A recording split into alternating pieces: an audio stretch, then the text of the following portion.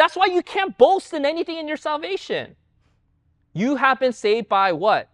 Grace. Grace. You didn't earn it, deserve it. Coming to church didn't get you the brownie points that put you in front of the class. God saved you, not because you're the greatest. It's because through the weak, he could shame the strong. Through the dumb, he could shame the smart. Through the poor, he could shame the... He reverses everything according to the expectations of this world. And the way he reverses things are through his people. God's love. Now, when we say God's love, what are we talking about here? Well, there's 4 concepts that come from this attribute of love. The first one is benevolence. Benevolence is the idea that God has concern for people.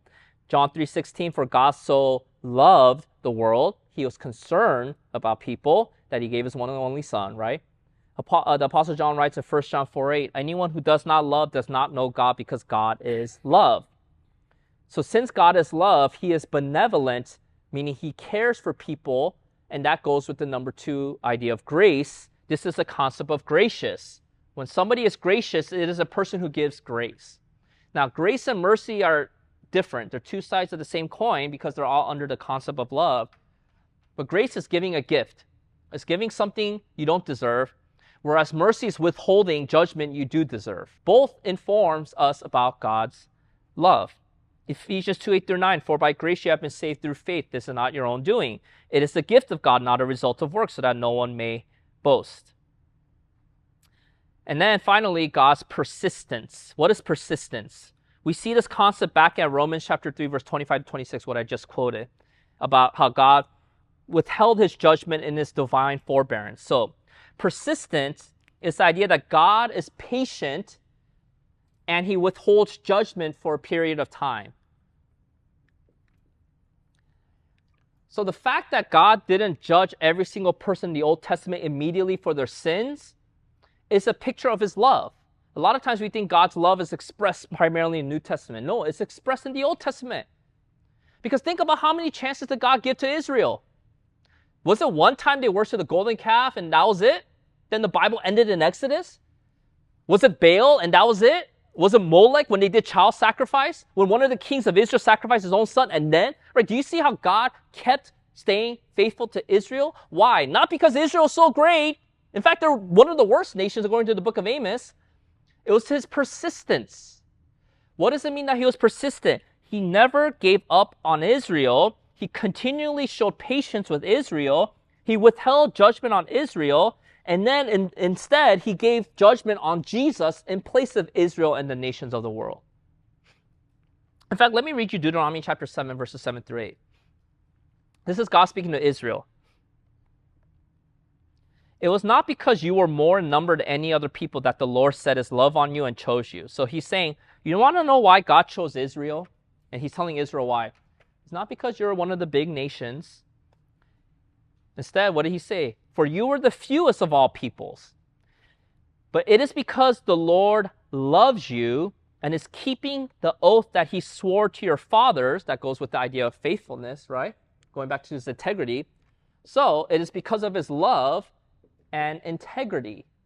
That's why he is persistent and doesn't give up on Israel. That the Lord has brought you out with a mighty hand and redeemed you from the house of slavery, from the hand of Pharaoh, king of Egypt. Do you know what God is saying? You know why I chose you, Israel? You know why I rescued you from Egypt? It has nothing to do with you. You're not the greatest nation. In fact, you're one of the smallest nations. You're not the most powerful nation. Egypt is the most powerful nation at this time. It's because I made a promise to Abraham, and I'm going to keep my word. Because in order for Abraham's descendants to become a great nation, I can't let you guys die off in Egypt.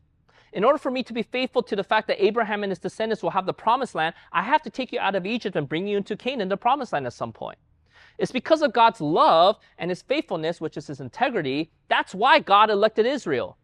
Now, what is his application point? We're not Israel, but we worship the same God as Israel, don't we? Because every attribute I'm saying here is not just true of the Father, it's true of what? The Son and the Spirit. Do you know why God chose you to be saved? 1 Corinthians 1 makes it very clear. It's not because you're the elite. It's not because like, oh, I really need Andrew. Because I don't know what I'm going to do if Andrew doesn't get saved. He is so important to my plan. Oh my gosh, it's hard. Oh, do people even talk about the Bible if it's not for Andrew? Well, you know why God chose you? 1 Corinthians 1 says what? You're the worst. And when God uses the worst in society to magnify his glory, it shames the elite in society. If God used Elon Musk to do all his works, you know what people would be tempted to say? It's because it's Elon Musk, of course. But when God uses you or me, no one would be mistaken, oh, it's because this Andrew's so great. It's like, oh my gosh, I knew Andrew before. He's nothing different. Do you see the difference? That is why God chose you. It's because of his love and his integrity, his faithfulness. It's him. It has nothing to do with you. That's why you can't boast in anything in your salvation. You have been saved by what? Grace. Grace. You didn't earn it, deserve it. Coming to church didn't get you the brownie points that put you in front of the class. God saved you, not because you're the greatest. It's because through the weak, he could shame the strong. Through the dumb, he could shame the smart. Through the poor, he could shame He reverses everything according to the expectations of this world. And the way he reverses things are through his people. Because he does not want anybody to take away honor and glory that is rightly due to him, and people to mistakenly attribute any accomplishment to you instead of him. You see, if you want to see God work in your life, Jesus says, do works in such a way that God gets the glory, right? Remember the Sermon on the Mount? Do your good works in the present moment that means that what? Sometimes I think we do good things so that we get attention and glory. And how do I know that? Because when no one notices it, we get upset. How come no one's here the day I'm bringing my big offering? How come people didn't announce that I paid for a wing of the church? I want my name on the pews, right? How come no one notices that I haven't missed a Sunday this past year? Who are you doing it for? When I hear people coming out of a church service and they give their grade or criteria, that was a great service. And then I hear why they think it's a great service. He preached on my favorite passage. They sang my favorite song. The service is not for you.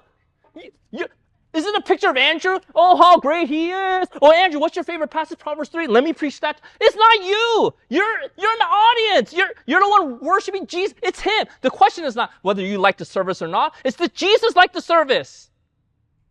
So it doesn't matter if you resonated with the sermon or not. Was Jesus magnified and glorified or not?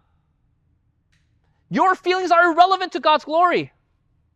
It's irrelevant to whether worship was great. Worship is not great because there's a room full of people or there's only 10 people, as if God is impressed with numbers anyways. God doesn't care about that. God, what does he say in John chapter 4? The Father is looking for worshipers who worship in spirit and in truth. They're not confined by the visible. They worship in the invisible realm through the Holy Spirit. Do you see that? Because what was the question that the woman asked? Is it here? Is it Jerusalem? Which temple? Who's right? The Samaritans or Jews? You're asking all the wrong questions. God doesn't care about those when it comes to worship. He cares about the heart, the invisible part of you. It's your heart surrendered to God in worship.